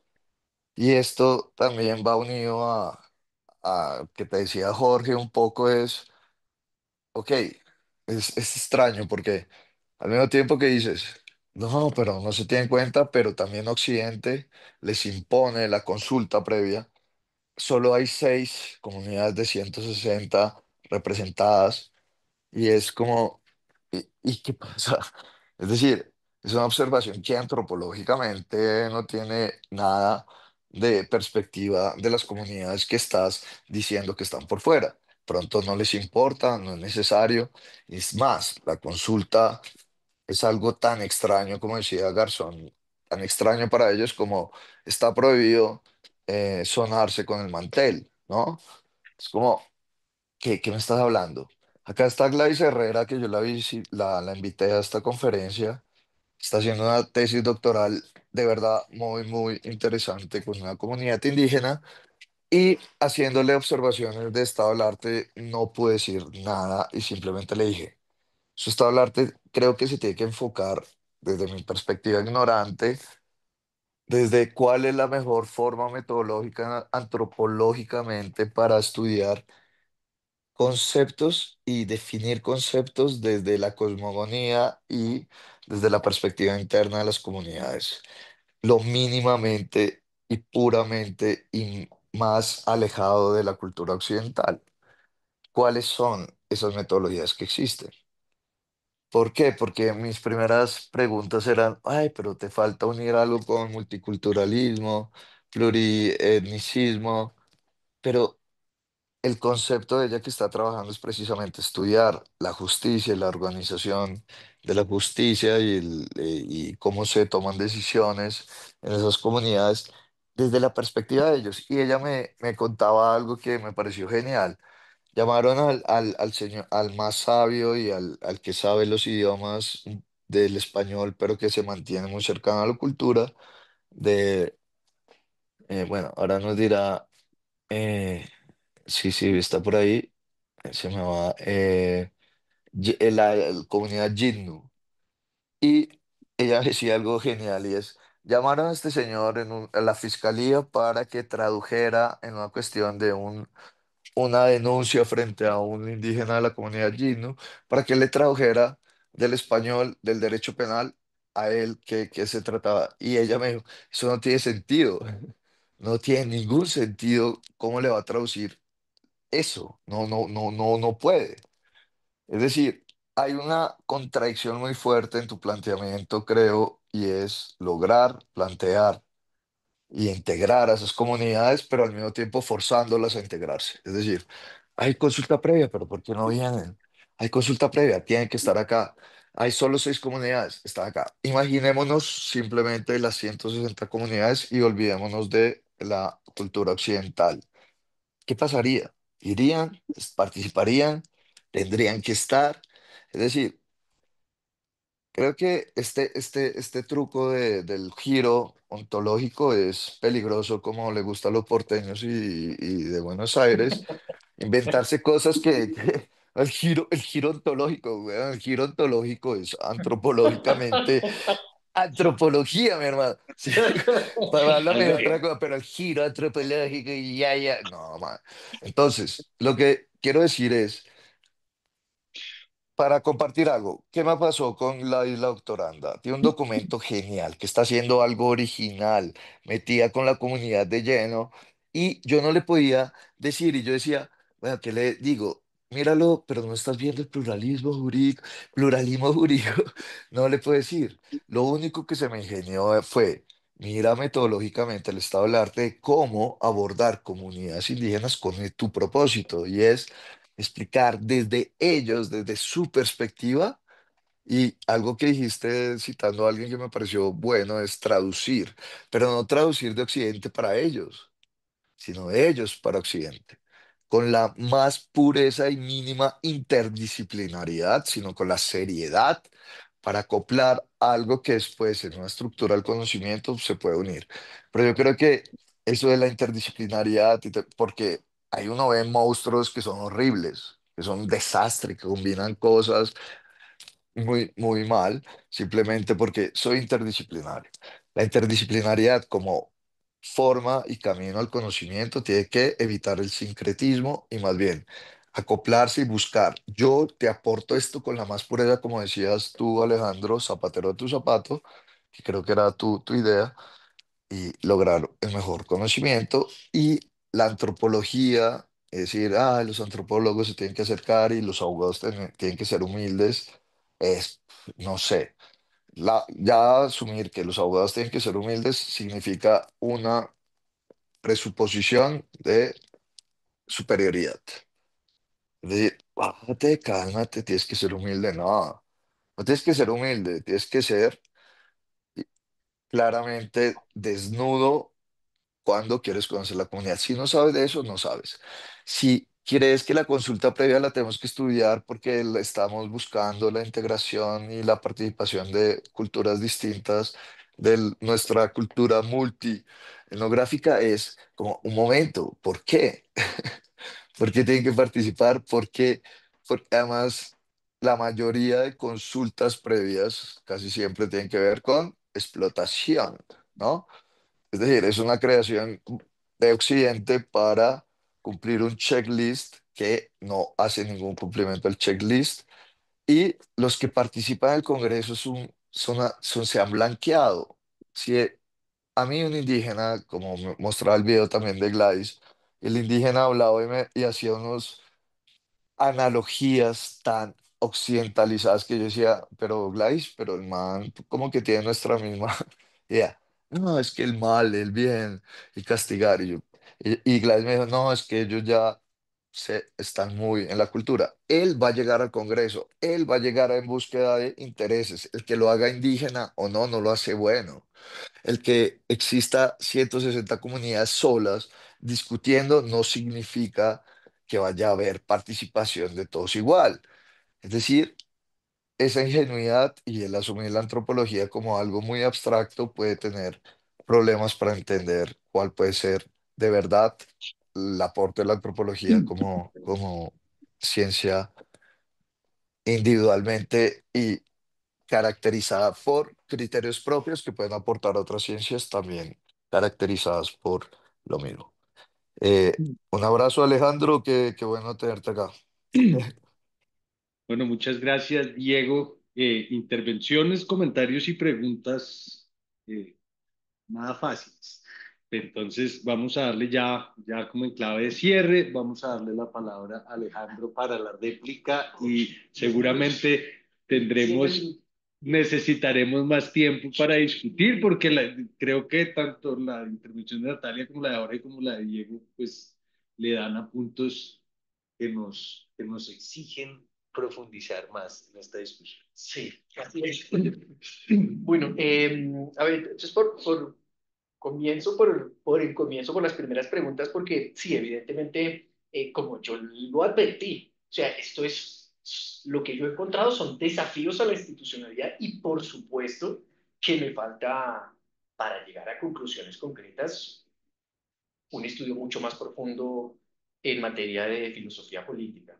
Eh, Sobre todo, sí, justamente eso, sobre la construcción de espacios de diálogo, sobre las reglas para la construcción de ese espacio de diálogo, sobre el concepto de representación, sobre qué significa representación y qué puede servirnos y no puede servirnos en una propuesta de diseño institucional que logre proponer alternativas en términos de construir Estado de forma pluriética, que es el punto fundamental, o lo que para mí es el punto fundamental, que en un momento determinado se construya una norma que efectivamente refleje o que detrás de ella haya efectivamente una discusión pluriética, una discusión en términos del diálogo entre ontologías. Entonces, sí, evidentemente es una obra gris que se va a seguir construyendo.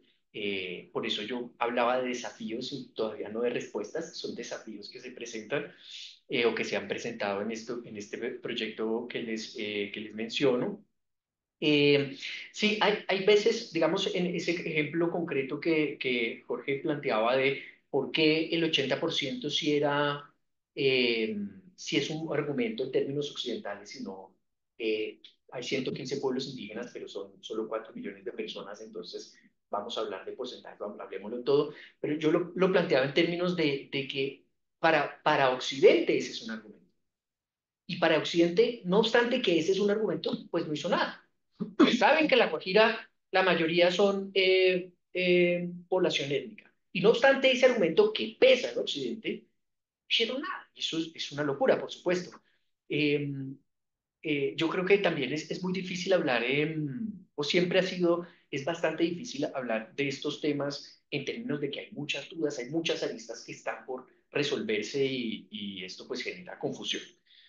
Me permito saltar ahí a lo de la interdisciplinaridad y zapatero a sus zapatos, porque sí me parece que se muestra como una contradicción, pero no es una contradicción. Es decir, yo digo zapatero a tus zapatos en términos de que el abogado y el investigador tienen que ser o tiene que estar en la capacidad de decir, yo de esto no sé. Yo de aquí hasta este es el límite de mi campo de conocimiento y si yo tengo que dar un paso, si yo quiero seguir dando un paso, lo tengo que hacer. O yo mismo me estudio antropología y trato de resolverlo, que es, por supuesto, un camino muy complejo porque supone abordar toda una ciencia, o comienzo un diálogo, o comienzo un diálogo. Es decir, yo lo planteo en términos de ser más conscientes de los límites de nuestro campo de conocimiento. Y esto no solamente lo digo como investigador, porque por supuesto es mi experiencia propia como investigador, sino en la práctica jurídica, la práctica, que es lo que a mí, por supuesto, más me preocupa, que el juez constitucional del más alto rango no tenga esa capacidad de identificar el límite de su campo de conocimiento y de entender que más allá no puede andar si no es de la mano de otras ciencias o por supuesto a través de los espacios de participación directa de los pueblos, ¿no? Aquí también está ese conflicto que también es muy difícil de abordar. ¿Hasta qué punto decimos el antropólogo nos va a ayudar o podemos resolvernos con el diálogo directo con los pueblos? Que es también la discusión con la decolonialidad, ¿no? Que hasta qué punto es claro, hasta ahí llega usted y el siguiente paso no es preguntarle a un antropólogo, es ir directo a la comunidad. Y yo eso lo reconozco y me parece muy valioso. Pero ojo, que nosotros mismos no entendemos cosas de nuestra propia ontología. Y para eso es la ontología, la antropología funciona, en términos de que es un especialista en ver eso que quizás también sea oculto para nosotros. Por supuesto, yo no tuve la oportunidad de expresar el origen del concepto de giro ontológico, que es un concepto que no se desarrolló en Argentina. De hecho, por supuesto, hay antropólogos que trabajan el giro ontológico en la antropología en Argentina, pero esto es algo que se construyó sobre todo desde hay muchos autores, ¿no? Pero desde la perspectiva de Eduardo Viveiros de Castro, profesor de antropología de la Universidad de Brasilia, Philippe Descola en Francia, Mario Blaser, profesor de Canadá, pero argentino, o de la cadena peruano, digamos que es algo que se ha construido y que es exclusivo de la antropología. ¿En qué consiste en términos de la antropología? Dice, el giro a la antropología es giremos a darle más bola a esto de cómo se construye el colectivo, de cómo se define quién es persona, de cómo se define qué es lo social o moralmente eh, relevante en cada uno de los colectivos. De eso se trata ese giro de la ontología.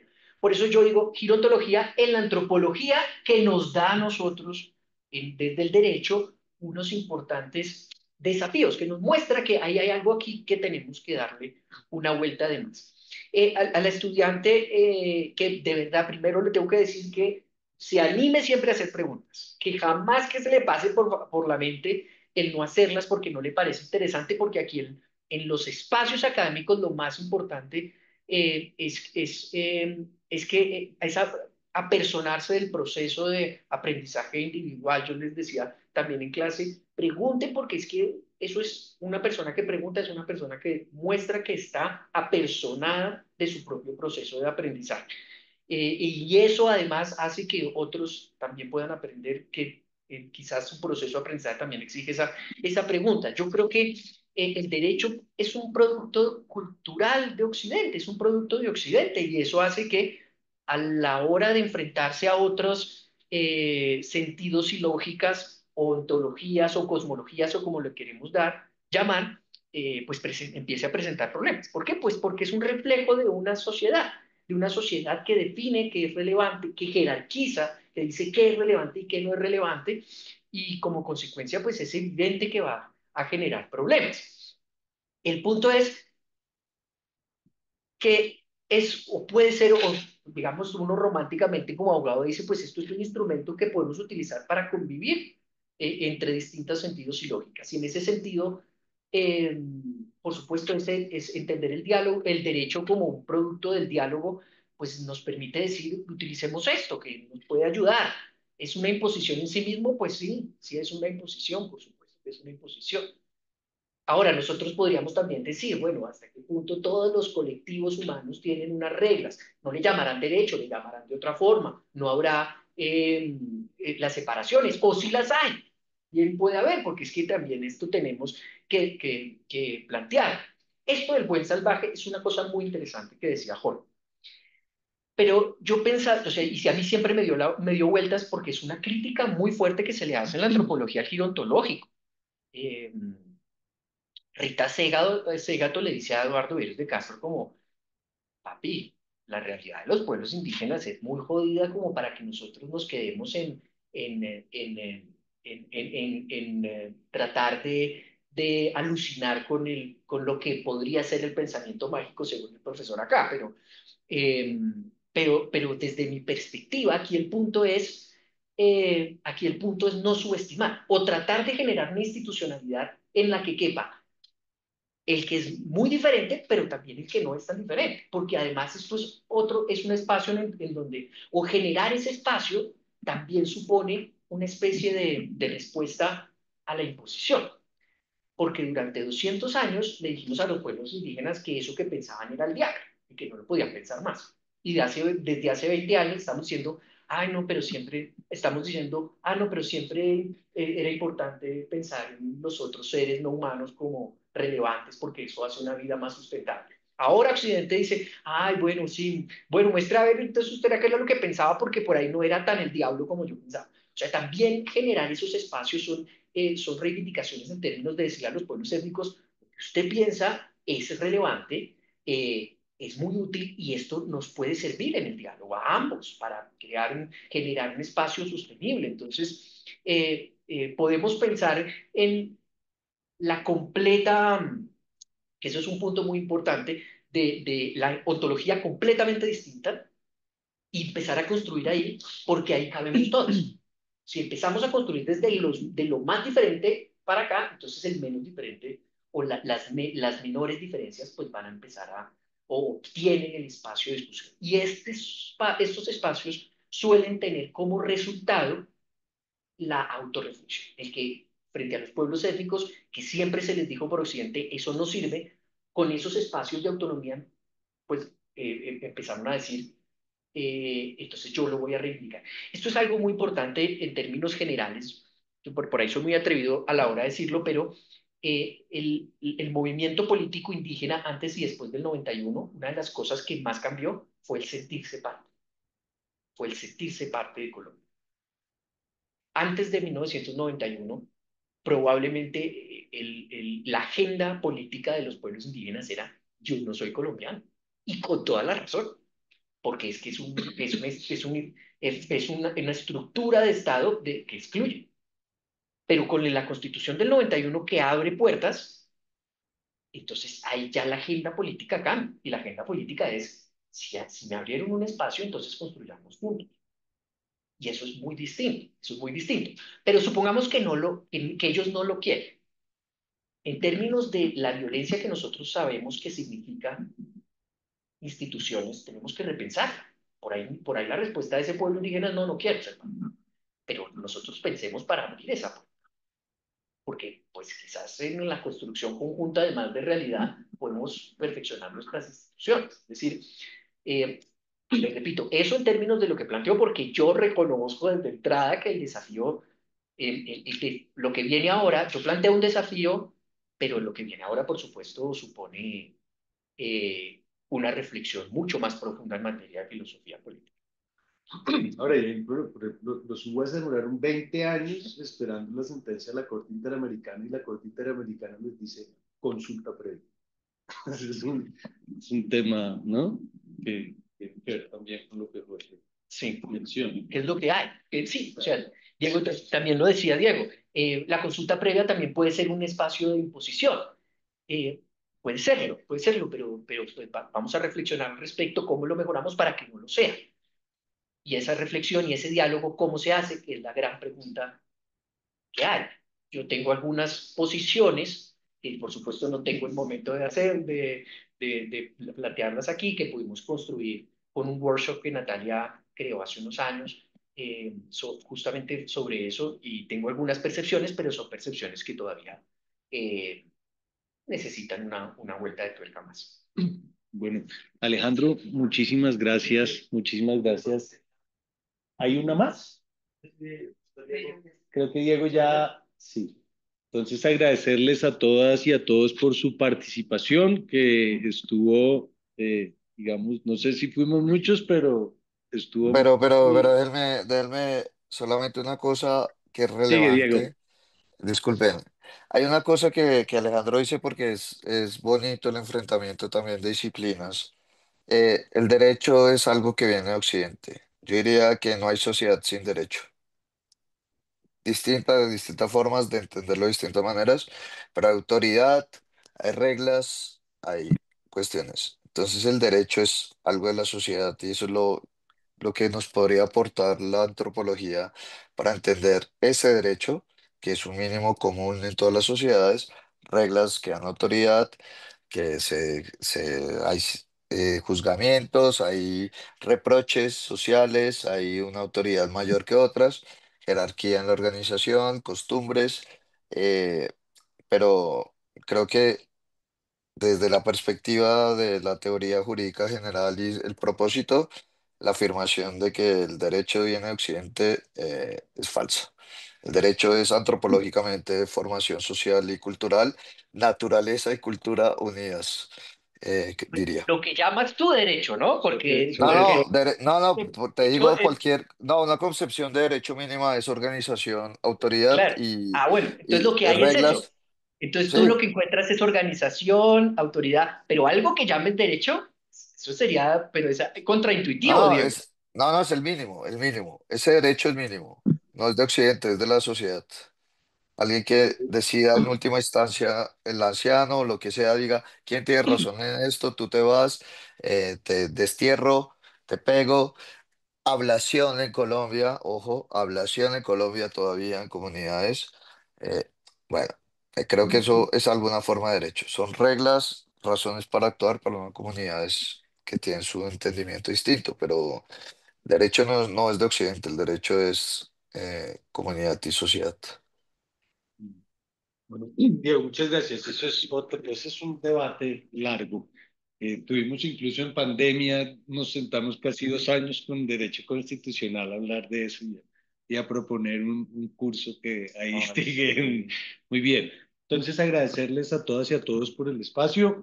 Quedamos esperando las conclusiones del trabajo de Alejandro, seguramente en otro escenario que nos permitirá conversar, pero creo que la intención, digamos, de abrir estos espacios y esa persistencia de Alejandro de meterle el diente a un campo como la antropología, creo que es sumamente importante y nos anima también a abrirnos en esta universidad a estas conversaciones. Entonces, muchísimas gracias a todos y todas.